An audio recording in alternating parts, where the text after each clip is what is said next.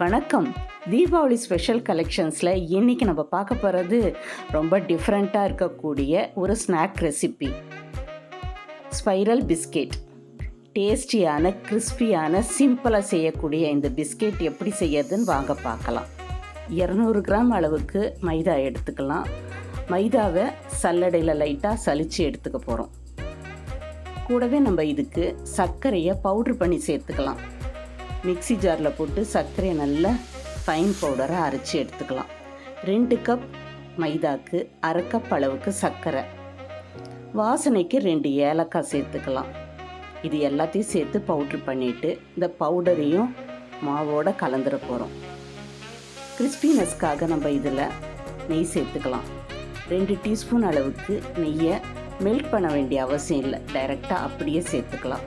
அதோட கொஞ்சமாக உப்பு, ஒரு 1/4 டீஸ்பூன் அளவுக்கு உப்பு, பேக்கிங் பவுடர் 1 பிஞ்ச் அளவுக்கு இதில் சேர்த்துக்கலாம்.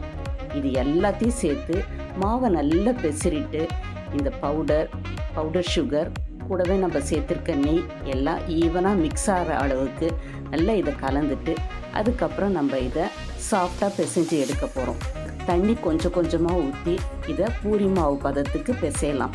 சர்க்கரை பவுடர் சேர்த்துருக்கனால தண்ணி நிறைய சேர்க்க வேண்டாம். அதனால் தண்ணியை லைட்டாக தேவையான அளவுக்கு மிக்ஸ் பண்ணிவிட்டு இது மாதிரி நல்லா சாஃப்டாக பிசைஞ்சிட்டு ஒரு 15லேருந்து 20 நிமிஷம் இந்த மாவை ஊற வச்சிடலாம். ஊற வச்ச இந்த மாவை சின்ன சின்ன உருண்டைகளாக, அதாவது சீடை சைஸில் இதை உருட்டி எடுத்துக்க போகிறோம். ரொம்ப பெருசாக வேண்டாம், சீடை சைஸு கரெக்டாக இருக்கும். இது மொத்தத்தையும் உருட்டி எடுத்துட்டு அதுக்கப்புறம் இதை நம்ம ஸ்பைரல் டிசைனுக்கு கொண்டு வர போகிறோம். இந்த சின்ன சின்ன பாலாக உருட்டி வச்ச மொத்தத்தையும் ஒரு ஃபோர்க்கோட பேக் சைடில் அதை ஃப்ளாட்டன் பண்ணிக்க போகிறோம். நல்லா உருட்டிட்டு ஃபோர்க்கில் பின்பகுதியில் வச்சு அப்படியே லைட்டாக விரலில் ப்ரெஸ் பண்ணால் உங்களுக்கு அது நல்லா இது மாதிரி ஃப்ளாட் ஆகிடும். ஃப்ளாட்டான இந்த மைதாவை நம்ம ரோல் பண்ண போகிறோம்.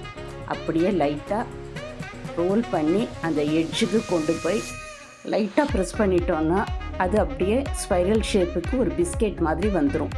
இதே போல் எல்லா சின்ன சின்ன உருண்டைகளையும் ஃபோர்க்கோட பேக் சைடில் வச்சு ப்ரெஸ் பண்ணி ரோல் பண்ணி அதை லைட்டாக ப்ரெஸ் பண்ணி எடுத்துட்டோன்னா இது மாதிரி சின்ன சின்ன பிஸ்கெட் ரோல் கிடச்சிரும். பார்க்குறதுக்கு ரொம்ப அழகாக இருக்கும். குழந்தைங்கள்லாம் ரொம்ப விரும்பி சாப்பிடுவாங்க. மேலே நல்ல கிறிஸ்பியாகவும் உள்ள கொஞ்சம் சாஃப்டாகவும் இருக்கக்கூடிய இந்த பிஸ்கெட் செஞ்சு எடுத்து வச்சோன்னா ஒரு 15லேருந்து 20 நாள் வரைக்கும் நல்ல கிறிஸ்பாக இருக்கும். இதே போல் எல்லாத்தையும் நம்ம ரெடி பண்ணி வச்சுக்கலாம். ரெடி பண்ணி வச்சுட்டு ஆயிலை ஹீட் பண்ணோன்னா 10 நிமிஷத்தில் மொத்தத்தையும் சுட்டு எடுத்துடலாம். 2 பேர் சேர்ந்து செஞ்சோன்னா இன்னும் குயிக்காக கூட இதை முடிச்சிடலாம். ரொம்ப செய்யறதுக்கும் இன்ட்ரெஸ்டிங்காக இருக்கும், பார்க்குறதுக்கும் ரொம்ப அழகாக இருக்கும். ஃபெஸ்டிவல் டைமில் லாஸ்ட் மினிட்ல ஏதாவது ஸ்நாக் ரெடி பண்ணணும், இது மாதிரி செஞ்சோன்னா ரொம்ப ஈஸியாகவும் செஞ்சிடலாம், டேஸ்டியாகவும் இருக்கும்.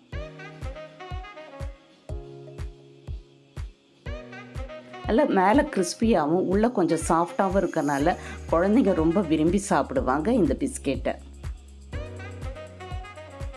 இப்போ எல்லா பிஸ்கெட்டும் ரோல் பண்ணி எடுத்து வச்சாச்சு. அடுத்தது நம்ம இதை எண்ணெயில் போட்டு பொரிச்சு எடுத்துடலாம். பார்க்கறதுக்கு ரொம்ப அழகாக இருக்குது.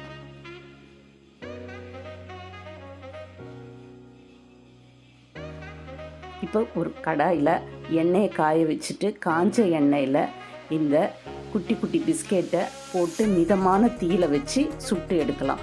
தீயை ரொம்ப ஹையில் வச்சோன்னா மேலே மட்டும் சிவந்துடும், உள்ள மாவாக இருக்கும்.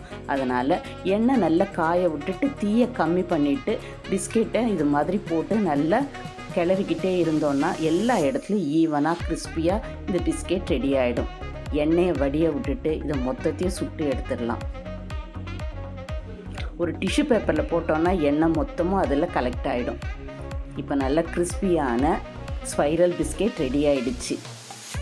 பார்க்கறதுக்கு ரொம்ப க்யூட்டாக அழகாக இருக்கும். இது உங்கள் வீட்டில் இருக்கவங்களுக்கு இந்த டிஷ்ஷை மறக்காமல் இந்த தீபாவளிக்கு செஞ்சு கொடுங்க.